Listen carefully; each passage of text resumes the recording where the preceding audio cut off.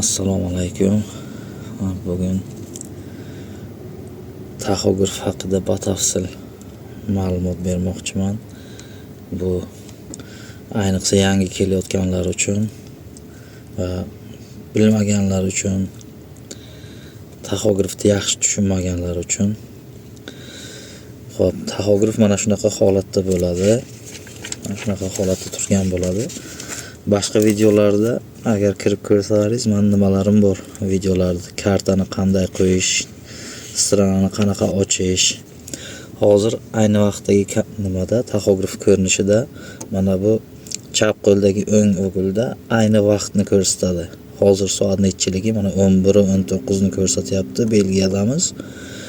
Soat 11 dan 19 daqiqa o'tdi. Va mana o'ng tarafda 0 km/soatiga deb ko'rsatyapti. Bu tezlikni ko'rsatadi. Haydab yurgan paytingiz mana bu 0 km ko'rsatayotgani, siz necha tezlikda ketayotgan bo'lsangiz, o'shani ko'rsatib beradi. Hozir men ayni damda bir o'zim ekanligim uchun mana bu ikkita haydovchining nimasi belgisi bo'ladi. Bu chap tarafda pastki o'g'ilda ko'rsatib turgani bitta haydovchi borligini, mana o'ng tarafda mana zapravka kolonkacha deymiz biz. Shunaqa holatda yo'qligi uchun mana ikkinchi haydovchi yo'q. Birinchi haydovchi borligini mana bu ko'rsatib turibdi. Keyingisi mana bu avtomobilning yurgan kilometraji, qancha yurgan, qancha probeg deb ko'ramiz mashina olayotganda. Mana shu avtomobil 55.676 kilometr yurgan avtomobilni bosib o'tgan masofasini kilometraji. Endi bitta pastga bossak agar, bu menyuda mana men bor yo'g'i 7 daqiqa mashinani haydaganman.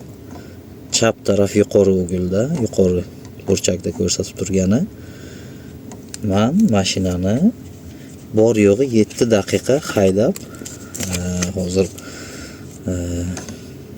pritsep olishim kerak. O'shanga kelib to'xtadim. Bu o'ng taraf yuqori burchakda ko'rsatib turgani, to'xtab turgan vaqtim mana bu o'zgaradi. Qancha turaversangiz shuncha pulsavoy ketaveradi. 2 soat 14 daqiqadan beri men to'xtab turibman. Shuni ko'rsatyapti. Va chap taraf ostki past burchakda ko'rsatib turgani, bu men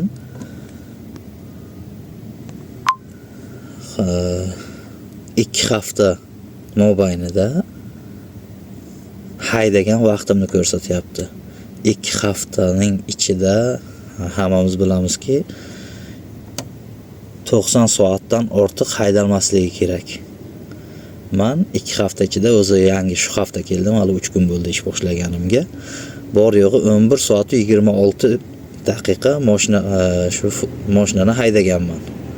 Haydagan soatimni ko'rsatyapti. Bu ikkalasi bir xil ko'rsatadi. O'ng taraf pastki burchakda bu to'xtab turgan vaqtni hisoblab ketaveradi. Endi keyingisiga kiradigan bo'lsak, keyingisida mana hozir ikkinchi haydovchining nimasini ko'rsatadi. Ikkinchi haydovchi bizda bo'lmaganligi uchun menda ikkinchi haydovchini haydagan vaqti, men bilan masalan kabinaga o'tirgan vaqtini ko'rsatyapti 00. Menda yo'q, men bir o'zim ekanligim uchun.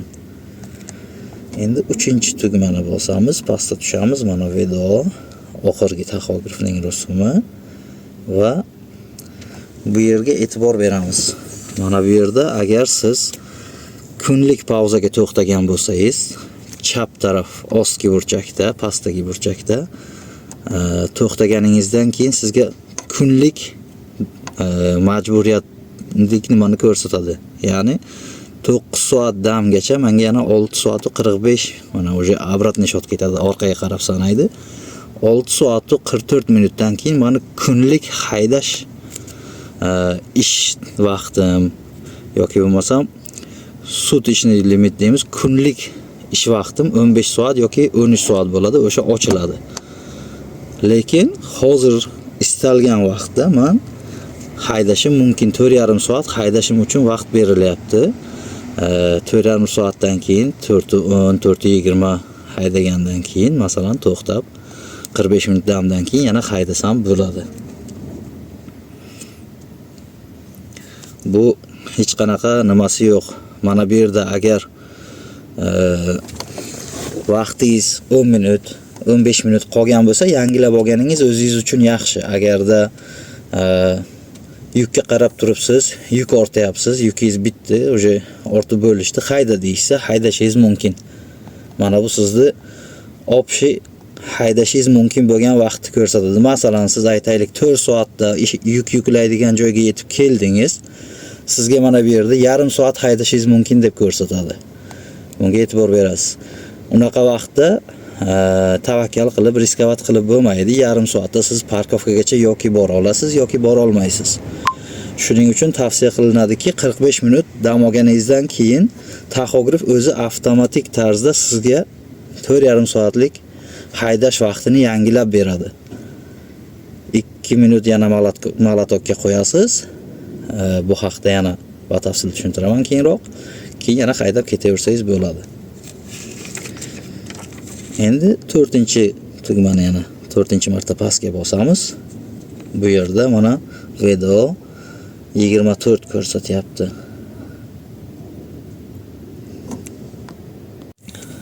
Xo'p, mana video 24 bu kunlik, bir kunlik limit, bir kunlik ish soatini opshi chiqarib beradi. Mana 9 soat 53 daqiqa yana haydashga imkoniyatim bor, haydashim mumkinligini ko'rsatyapti. O'ng taraf yuqori burchakda, o'ng taraf ostki burchakda ko'rsatyaptiki, men bugun 15 soatlik opshi ish vaqtimdan 12 soat 23 daqiqa qoldi mana. Yana bu 22 bo'ldi. Obratni shot orqaga qarab hisoblab ketaveradi. Bu opshi ish vaqti, yuklash, haydash, dam olish, pauza, opshi hamma vaqt ish boshlagan vaqtingizdan boshlab to ishingiz tugaguncha obratni orqaga qarab hisoblab ketadi. Ya'ni taxografdan qancha vaqtim qoldi ekan deb mana shundan ko'rsangiz bo'ladi vaqtingiz kam qolgan vaqtda. Keyingisiga tushadigan bo'lsak agar, keyingisi mana bu bir haftalik. Bizda birinchi hafta 56 soat haydashga nimamiz bor, haqqimiz bor. Ikkinchi haftaga 34 soat. Jami 90 soatdan 2 haftalik haydash vaqtimiz oshmasligi kerak. Endi bu mana bir haftalik vaqtni menga hisoblab beryapti. Men ishni yangi boshlaganligim uchun bu ko'rsatkich menga ko'rsatyaptiki, bir hafta ichida yana 44 soat 34 daqiqa haydashga haqqing bor deyapti menga. Mana shuncha yana haydashim mumkinligini ko'rsatyapti. Bu to'xtab turgan vaqtingizdan 24 soatlikni orqaga qarab sanaydi. Masalan, siz haftaning istagan kuningiz shunday to'xtagan paytingiz, sizni pauzangizni orqaga qarab sanaydi. Mana chap tarafdagi o'ng burchakda ostda, kechirasizlar, chap tomon ostki burchakda. Mana bu 21 soat 37 daqiqa qoldi. Mana 24 soatlik pauzam, dam olish vaqtimni yangilab berishi uchun. Bu obratni orqaga qarab bu ham sanaydi. 24 dan boshlangan, hozir men uje 3 soatdan ortiq turganim uchun bu orqaga qarab sanab ketyapti.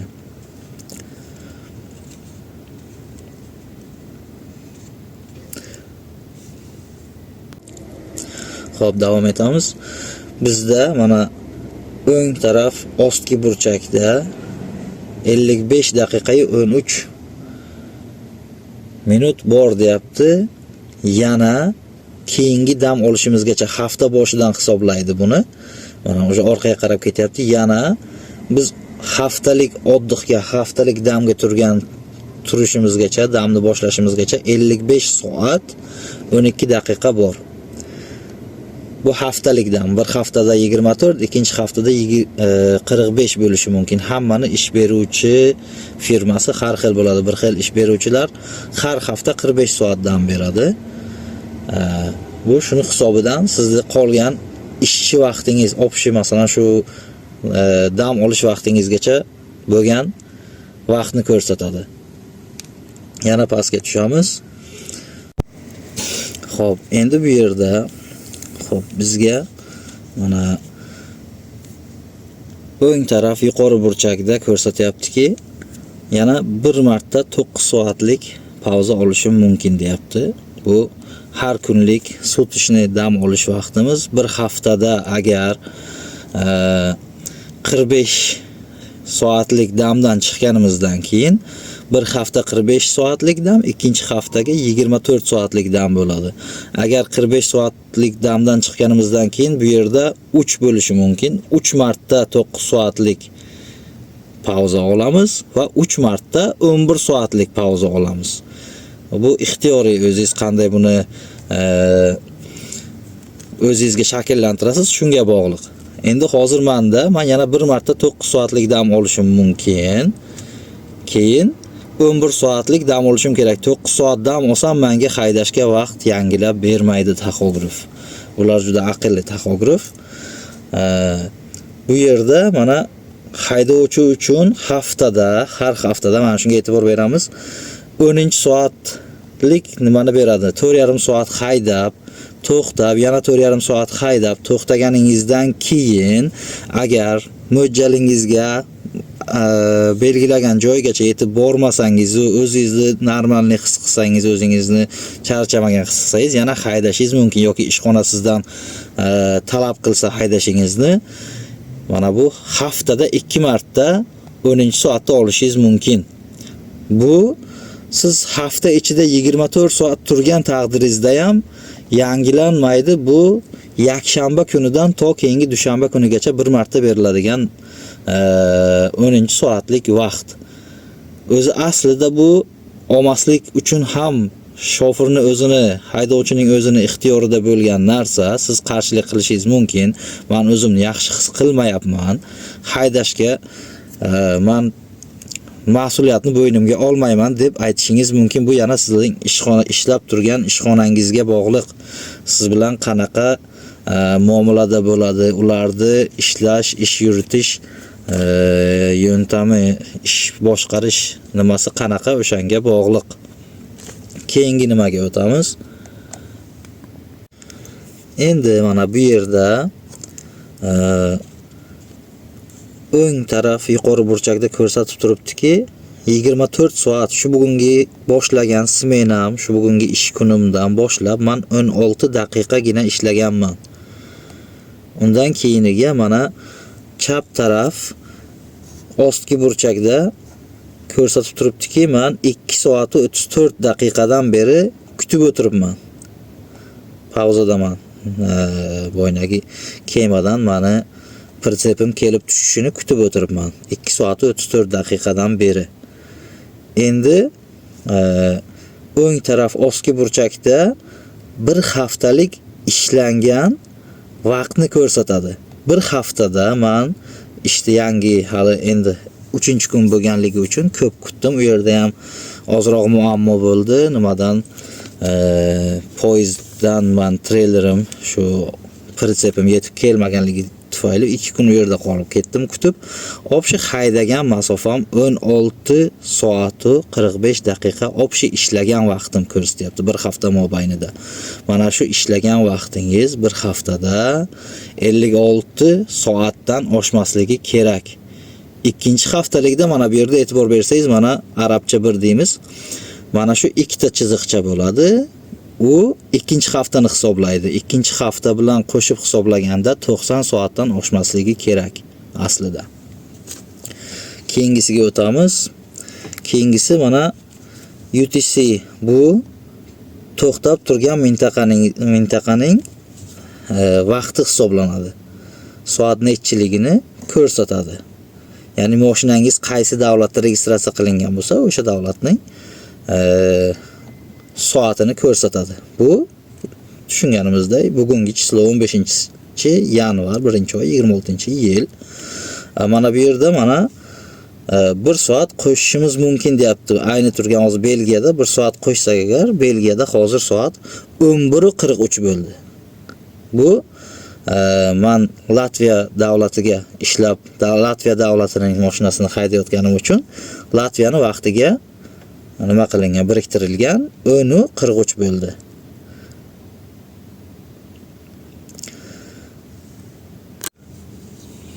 Xo'p, endi qo'ldan kelgancha yana shu taxografni sizlarga batafsil tushuntirishga harakat qilyapman. Mana bu yerda raspechkatka uchun ishlagan nimalarimizni ko'rish uchun qog'ozi bo'ladi. Mana yuqori o'g'ilni bossak agar tagi ochiladi mana. Buni ochamiz va mana bu yerda mana xuddi shunday qog'ozi bo'ladi. Mana qog'ozni aylanishini mana ichida bunaqa yozuvlari bo'ladi. Buni ichkariga qaratib qo'yib, yana joyiga mana bunday qilib qo'ysak agar mana bitta bosamiz, tamom. Bu shu yerdan biz bossak raspechkatka chiqarib beradi. Ishlagan yuk, to'xtaganimiz, haydaganimiz, yuk yuklaganimiz shularni. Endi yangi boshlayotganlar, boshida men ham shunaqa edim. Mana taxografni ishlatishda juda qo'rqardim. Qaysi knopkani bo'lmay bosib qo'yib, yana biror nima bo'lmasin deb.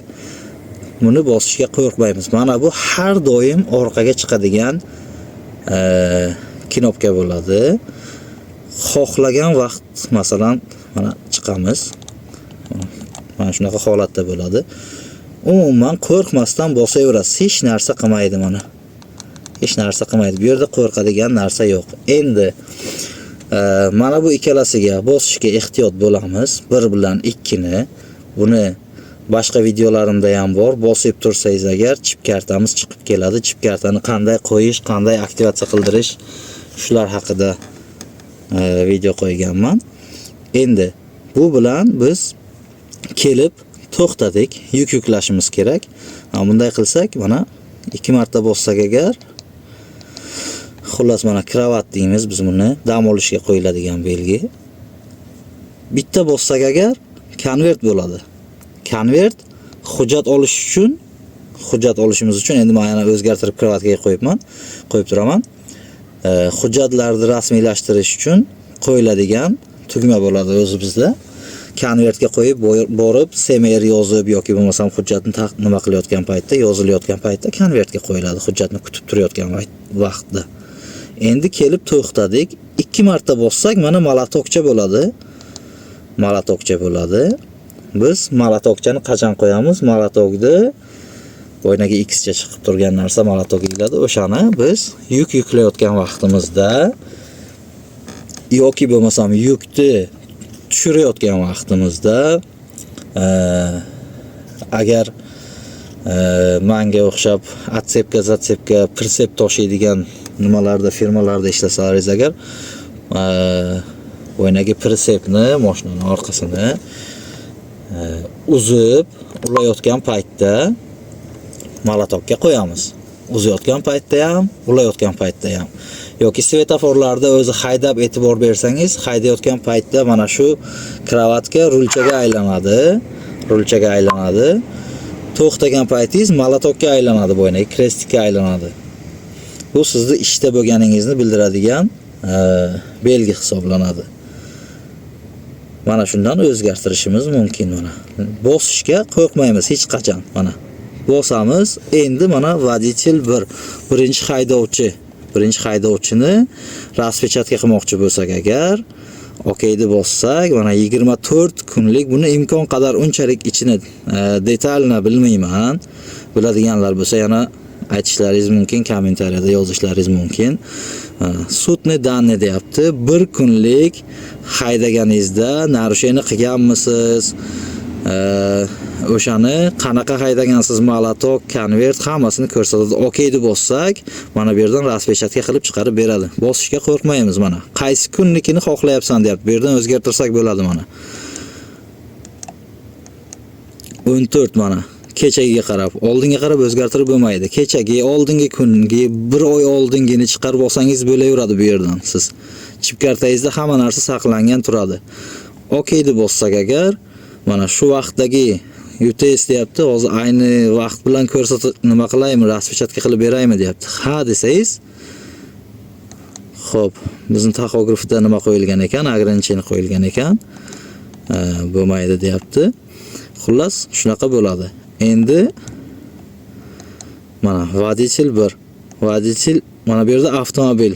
Avtomashinani ham xuddi shunaqa raspechkatka nimalari bor. Bossangiz mana 24 soatlik dannisini ko'rsataymi.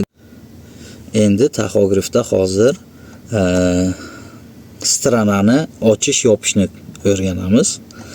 Mana taxograf xuddi shunday ko'rinishda bo'ladi. OK tugmasini bosamiz. Mana bunga e'tibor bering. E'tibor bering. Водитель 1, birinchi haydovchi deyapti.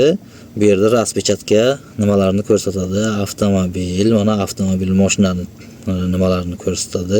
Bizga bular kerak emas. Mana bu yerga endi strelka bo'ldi mana. Haydovchi, mana водитель, haydovchi, birinchi haydovchi. Ana shunga e'tibor bering mana. Bu yerda benzokolonkacha mana bunaqa quticha turgan edi. Endi mana avtomobil bo'ldi. Mana shu yerga bosib, OK deb bosamiz.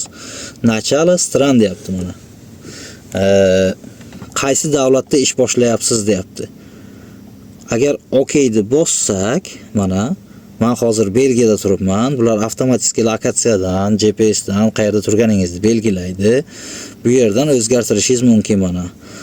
Avstriya, mana Albaniya ketaveradi, bu yog'i farqi yo'q. Masalan, Belgiya, Vengriya, O'zbekiston, Ukraina farqi yo'q. Turgan davlatingizni bu yerdan belgilaysiz. Endi kelib to'xtadingiz, ishni tugatdingiz, boshqa davlatga o'tdingiz, o'tmadingiz farqi yo'q. Smenani yopishingiz kerak. Bunday bossangiz konec strana bo'ladi. Yana bitta pastga bossangiz agar mana начало strana, konec strana. Buni ham agar bossak agar qaysi davlatdasan deb so'raydi. Chislo, oy, soat, qaysi davlatdasan deydi mana. Belgiyada turibmiz. OK deb bossak agar Belgiya davlatida ish tugatildi deb bu yerda o'zi mana bu nimada chip kartani ichida saqlanch qilib qo'yadi. Saqlab qo'yadi. Xo'p, bizga hozir bu kerak emasligi uchun men orqaga chiqaman. Yana pastga tushamiz. Bu yerda ikkinchi haydovchinikini ham ko'rsatadi. Endi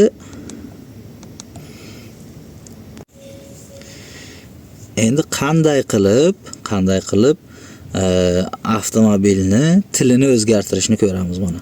Mana bu orqaga chiqadigan strelkachani yuqoriga tugmachasini 2 marta bosamiz. 1, mana 2. Mana bu yerda vibrat язык, tilni tanla deyapti. Mana russkiy язык. OK deb bosdik, russkiy chiqdi. Pastga bosaversak o'zgaraveradi mana. Ingliz tili, boshqa turkcha, ukrain hamma tilda o'zgaraveradi bu. Biz mashinani olganimizda, masalan, bizdan oldin qaysi davlatni odami haydagan bo'lsa, o'zini tiliga o'zgartirib olib qo'ygan bo'lishi mumkin. Bizga rus tili qulayroq. Ruschani bosamiz, OK qilamiz mana. Vvod установлен. OK. Tamom. Главный menyuga kirishni xohlaysanmi mana. OK qilsak yana bo'ynagi oldingi menyularga kirib kelaveradi. Xo'p, endi mana hozir 2026-yildan shuni tekshirishyapti, yo'llarda ko'ryapman. Bizga ham ishxonaga aytildiki, zagruzka yuk ortayotganda, yuk tushirayotganda oldin molotokni bosib qo'yardik bunday qilib. Endi uni emasda yangi taxografga ataylab nima qo'yildi? Shunaqa simvolga o'xshagan nima kiritildi. U uchun OK tugmasini bosamiz. Водитель 1, avtomobil, mana strelkalik водитель 1, strelkalik водитель 2 va avtomobil mana D, avtomobil, strelka avtomobilga kiramiz va OK tugmasini bosamiz. Bu yerda mana bir yo'la tushuntirib o'tib ketaman. Out degani chip kartasiz mashinangiz buzilsa, ustaxonada bo'lsa, agar ishxonangiz ruxsat bersa yoki bazani ichida mashinani yuvish kerak bo'ladi boshqa, o'sha payt OK deb bossangiz agar начало out bo'ladi. Chip kartasiz boshqarishingiz mumkin, lekin baribir avtomobilning miyasi o'zi GPSlar bu narsani yozadi. Uni ishxonangiz bilan endi har kim har qanaqa ishxonada ishlashi mumkin, o'sha nima qilib ishxonadan so'rab bilib oladi. Xullas Bunga nachala out bo'ladi, keyin yana bir marta kirsangiz konets out bo'ladi. Mashinani qo'yib bo'lganingizdan keyin konets out qilasiz masalan. Mana nachala. Bu yerda mana bu belgicha, bu parom poyezd. Agar kemaga minsangiz, nachalani bossangiz okey bo'ladi. Chiqib bo'lgandan keyin, paromdan chiqib bo'lgandan keyin siz okeyni bosganingizdan keyin bu yerda nachala emasda konets bo'lib turadi. Parom poyezddan xuddi shu avtomobilda, strelka avtomobildan kirib qo'yiladi parom poyezdga ham. Endi mana hozir boya aytib o'tgan yangi nimam. Bu yerda mana pogruska, razgruska, yuk ortish, tushirish turibdi mana. Hozir siz agar yuk ortish, tushirishga kelgan bo'lsangiz, mana okeyni bosasiz, sizdan so'raydi. Yukni ortasanmi deydi yoki tushirasanmi deydi. Mana strelkaga e'tibor bering. Ortish mashinaga, tushirish pritsepga masalan. Shuni so'rayapti. Agar siz ham tushirib ham ortsangiz yoki ham ortib ham tushirsangiz yana bitta bosasiz mana. Razgruska plus pogruska yoki pogruska plus razgruska shunaqa bo'lib turadi. Bundan okeyni bossak agar, bo'ynagi Alloh saqlasin, politsiya to'xtatib tekshirgan paytda sizda chip karta o'zini miyasida shu narsani saqlanib qilib qo'ygan bo'ladi. Knopkalarni bosishda qo'rqmaymiz, bemalol bosaveramiz. Faqat mana shu ikkalasida ehtiyot bo'lamiz. Agar konvert yoki molotokka qo'yib qo'ysak, pauzada bo'lgan paytimiz pauzamizni yana boshqatdan olishimizga to'g'ri keladi. Har doim kirgan joyingizga mana bu bilan chiqib ketishning imkoniyati bor. Bu uchun hech qanday qo'rqish kerak emas. Sog' bo'lasizlar, salomat bo'lasizlar.